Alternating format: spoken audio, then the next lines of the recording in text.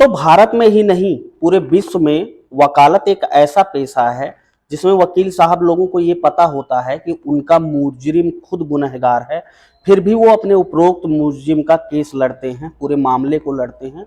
और हर वकील का यही प्रयास रहता है कि वो अपने मुवक्किल को उस केस में फाइनल स्तर तक ले जाएं और उसे दोष मुक्त और निर्दोष साबित कर सकें और उससे प्रयास करके हर मामले में विजय दिलवा सकें। और ऐसे कई मामले वकील साहब लोगों के पास पड़ जाते हैं, या ऐसे कई मामले वकील साहब लोगों के पास पहुंच जाते हैं जब वकील साहब लोगों का दिमाग खुद ही नहीं काम करता। दोस्तों, आज की जो सच्ची कहानी मैं आपको सुनाने चल रहा हूं, ये सच्ची कहानी भी एक ऐसे मामले की है जिसका वीडियो सोशल मीडिया पर 26 फरवरी 2024 को जमकर वायरल हुआ, जिसमें ये देखा गया कि वकील साहब भरे कोर्ट के अंदर एक बजरंग बली के मंदिर के सामने अपना यज्ञोपवीत यानी कि अपना जनेऊ ठीक 12 साल बाद पहन रहे हैं, जैसे उन्होंने 12 साल पहले अपने घर वालों की मौजूदगी में उस जनेऊ को अपने ऊपर धारण किया था। ठीक उसी प्रकार अब वो कोर्ट में उस जनेऊ को धारण कर रहे हैं। जनेऊ के पीछे वकील साहब जो 12 साल बाद कोर्ट में जनेऊ धारण कर रहे थे, इसके पीछे एक लंबी सच्ची कहानी है, जिस कहानी को सुनने के बाद शायद आप भी सोच में पड़ जाएंगे और आपके मुंह से बस यही एक बात निकलेगी कि ऐसा बस सिर्फ हमारे भारतवर्ष में ही संभव है और ऐसा हमारे भारतवर्ष की न्याय प्रणाली में ही संभव है। तो आज की सच्ची कहानी को शुरू करेंगे। सच्ची कहानी को शुरू करने से पहले आपसे मेरा बस छोटा सा विनम्र अनुरोध कि अभी तक आपने चैनल को सब्सक्राइब ना किया हो तो चैनल को सब्सक्राइब करके साथ में बेल आइकन की बटन को प्रेस कर लेना, ताकि जब भी मैं ऐसी सच्ची कहानियां अपने चैनल पर अपलोड करूं तो उसका नोटिफिकेशन आपको सीधा आसानी से मिल जाए। आइए बिना समय गंवाए आज की कहानी को शुरू करते हैं। तो भारत का एक राज्य पड़ता है बिहार, और बिहार राज्य के अंतर्गत ही एक जिला आता है मुजफ्फरपुर। मुजफ्फरपुर जिले के अंतर्गत ही एक थाना आता है अहियापुर। इसी अहियापुर थाने में 14 नवंबर सन 2012 को शाम को करीब 5-6 बजे एक महिला अपने फटे कपड़ों में रोती बिलखती पहुंचती है। अब जब वो काफी तेजी तेजी से रो रही थी तो थाने पे जितने पुलिसकर्मी थे वो पूछते हैं उससे कि तुम्हारे साथ क्या हुआ और तुम कहाँ से आई हो। तो महिला बताती है कि साहब, मैं इसी थाना क्षेत्र का एक गांव पड़ता है न्योरी, साहब वहां से आई हूँ। और मेरे साथ साहब मेरे घर के बगल एक मास्टर साहब रहते हैं जो सरकारी स्कूल में पढ़ाई का काम करते हैं, यानी वो बच्चों को स्कूल में पढ़ाते हैं।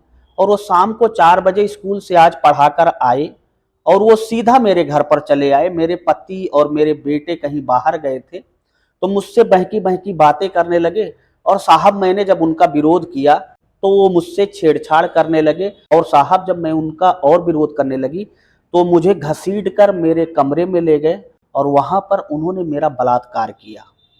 अब पुलिस ने जब महिला से पूरी घटना सुनी तो पुलिस भी बहुत परेशान हो गई, क्योंकि उस थाने पर उस समय सिपाही ही मौजूद थे।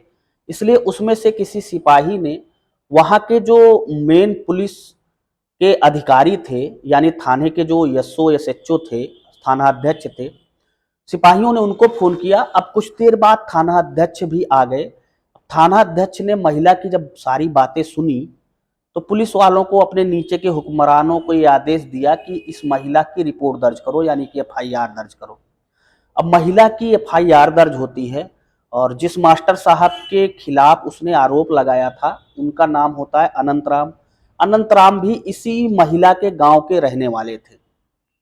अब पुलिस अनंत राम को 1-2 दिन तक खोजती है, उनके घर पर जाती है और बताती है कि उनके ऊपर रेप का मुकदमा यानी बलात्कार का मुकदमा दर्ज हुआ है अहियापुर थाने में। अब उनके घर वाले जब मास्टर साहब अगले दिन आते हैं पढ़ाकर तो बताते हैं कि आपके नाम तो बलात्कार का मुकदमा दर्ज हो गया है। अब मास्टर साहब बड़ा हैरान परेशान। अब 2-3 दिन बाद मास्टर साहब फिर स्कूल पढ़ाने जाते हैं तो वहां पर अहियापुर थाने की पुलिस पहुंचती है और मास्टर साहब को स्कूल से ही गिरफ्तार कर लेती है। मास्टर साहब को थाने की पुलिस गिरफ्तार कर सीधा जेल भेज देती है, और जेल भेजने के बाद जब मास्टर के घर वालों को पता चलता है तो मास्टर के घर वाले सीधा कोर्ट जाते हैं, मुजफ्फरपुर की कोर्ट। वहां पर कई वकीलों से बात करते हैं, लेकिन कई वकील उनका मुकदमा लड़ने के लिए तैयार नहीं होते हैं और कहते हैं देखो भाई साहब, एक महिला ने खुद थाने में जाकर अपना बयान दिया है और उसने ये संगीन आरोप लगाए हैं, ऐसे में मुकदमे में कोई दम नहीं, हम आपका केस नहीं लड़ पाएंगे, आप परेशान मत होइए, किसी और वकील को ढूंढिए। अब उनके घर वाले बड़ा हैरान परेशान होते हैं और वहीं मुजफ्फरनगर कोर्ट में ही एक वकील होते हैं, क्रिमिनल के उस समय के मशहूर वकील, जिनका नाम एसके झा था।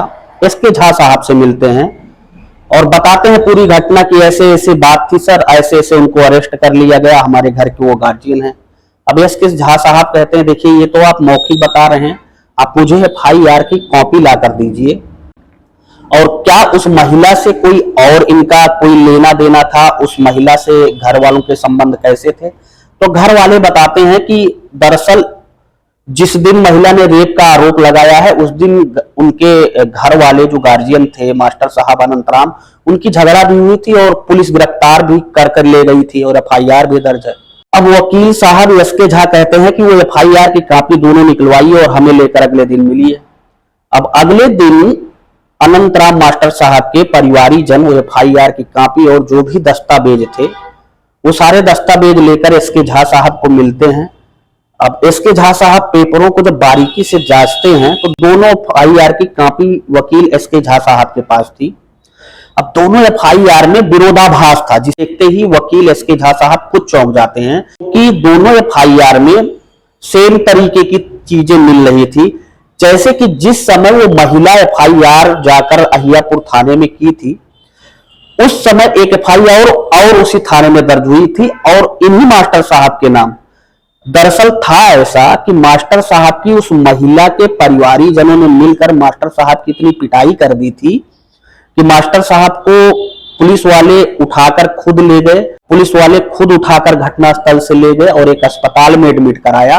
और दूसरे FIR में थी कि उसी समय में जब वो अस्पताल में एडमिट थे, जब पुलिस उनके साथ गई थी उनको लेकर अस्पताल, उसी समय में उन्होंने बलात्कार की घटना को अंजाम दे दिया।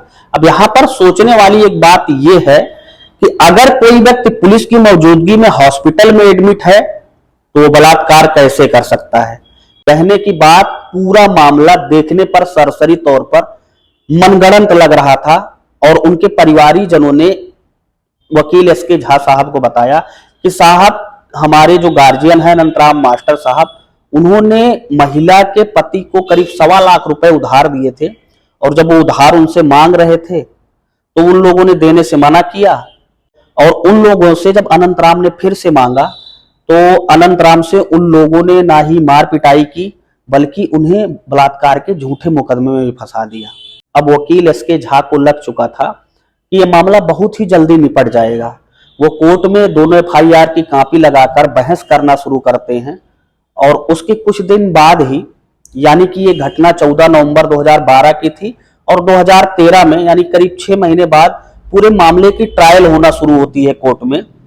तो सबकी गवाही हो चुकी थी, उसमें एक व्यक्ति की गवाही बची थी जो थे थाने के SHO उस समय के, जिनका नाम रामचंद्र था। कोर्ट वाले रामचंद्र को बुलाते हैं, सम्मन तामील करते हैं कि आप कोर्ट में आकर अपनी गवाही दो, लेकिन वो एक बार नहीं आते हैं। फिर कोर्ट SO रामचंद्र को बुलाती है कि थानाध्यक्ष महोदय, आप आकर अपनी गवाही दें कि आपके सामने महिला ने क्या क्या कहा था। लेकिन रामचंद्र इस बार भी कोर्ट नहीं पहुंचते हैं। अगली बार जब कोर्ट उन्हें बुलाती है तब उनकी पत्नी स्वयं उपस्थित होती हैं और एक प्रार्थना पत्र देती हैं और उसमें एक बाकायदा मृत्यु का सर्टिफिकेट यानी कि डेथ सर्टिफिकेट कोर्ट में सबमिट करती हैं, जिसके अनुसार जो SHO थे रामचंद्र, उनकी मृत्यु 2009 में ही हो गई थी। अब सोचने वाली बात यह है कि अगर रामचंद्र की मृत्यु 2009 में हो गई थी तो 2012 में SHO रामचंद्र ने क्या एक मुर्दा किसी थाने का SHO होकर आकर वहां पर FIR दर्ज किया उसने? यहां पर भी बहुत सोचने वाली बात थी।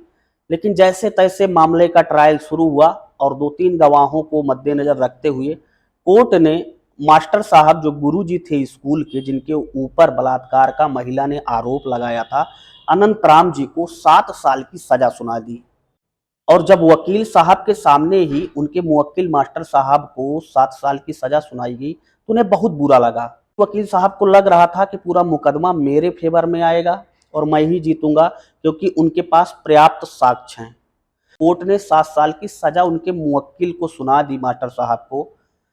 तब वकील साहब बहुत परेशान हुए और बैठकर उन्होंने सोचा कि अगर काश एसएचओ रामचंद्र आकर गवाही दे दिया होता कोर्ट में, तो ये मामला उनके फेवर में आता। अब वकील साहब सीधा निकलते हैं और कोर्ट परिसर में ही एक मंदिर है, वहां पर जाकर वो अपना यज्ञोपवीत यानी जनेऊ उन्होंने पहन रखी थी और जनेऊ उतार कर उसी मंदिर में रख देते हैं और कसम खाते हैं कि मुझे ये पता है कि एसएचओ रामचंद्र, जिसने बाकायदा मेरे मुवक्किल की एफआईआर दर्ज की थी, वो ये जो सर्टिफिकेट गलत तरीके से, फर्जी तरीके से मृत्यु का सर्टिफिकेट कोर्ट में दिया, वो भी फर्जी है और जिंदा रहते हुए भी कोर्ट में आया नहीं गवाही देने के लिए। मैं उससे जब तक जिंदा नहीं साबित कर दूंगा तब तक ये जनेऊ नहीं धारण करूंगा। हाल धीरे धीरे समय बीतता जाता है और अनंत राम मास्टर साहब ने अपनी सजा धीरे धीरे 7 साल की काट ली और उन्हें जेल से बेल मिल गई और वो जेल से रिहा कर दिए जाते हैं। फिर भी वकील साहब उस रामचंद्र एसएचओ को खोज नहीं पाए थे। फिर धीरे धीरे उन्हें पता चलता है कि रामचंद्र अभी जिंदा है और वो सीआईडी में बिहार में कहीं अलग जगह पे पोस्टेड है। अब वहां पे पहुंचते हैं, लेकिन पता चलता है कि वो ये रामचंद्र नहीं है जिसको आप ढूंढ रहे हैं। तो वकील साहब अपनी मान प्रतिष्ठा बिल्कुल दांव पर लगा चुके थे। फिर उन्होंने धीरे धीरे करके सीधा रामचंद्र के घर पर पहुंचते हैं और वहां पता चलता है कि रामचंद्र अभी जिंदा ही नहीं बल्कि वो रिटायर होकर बाकायदा पेंशन ले रहा है। बैंक जाते हैं जहां पर उसकी पेंशन आती है, वहां साल भर में एक बार जीवित प्रमाण पत्र दाखिल करना होता है। वहां से वो जीवित प्रमाण पत्र की कॉपी निकालते हैं और तमाम ऐसे सबूत, वीडियो, फोटो इकट्ठा करते हैं कि वही एसएचओ जिसने गवाही नहीं दिया था, जिसने अपना डेथ सर्टिफिकेट गलत तरीके से कोर्ट में सबमिट किया था, वो जिंदा है। और उनके सारे सबूतों को देखते हुए कोर्ट अब आगे आने वाले समय में क्या एसएचओ रामचंद्र को फांसी की सजा सुनाएगी या और कोई सजा देगी, ये तो समय के गर्त में है और कोर्ट के ऊपर निर्भर करता है। लेकिन सबसे बड़ा सवाल ये कि एक व्यक्ति जो बिल्कुल निर्दोष है, अब उसकी समाज में पूरी छवि भी खराब हो चुकी है। उसके जीवन के 7 साल सुनहरे लम्हे गुजर चुके हैं। उसकी समाज में अब कोई इज्जत नहीं रह गई है। उसकी सरकारी नौकरी भी जा चुकी है। क्या ये सब वापस आ पाएगा?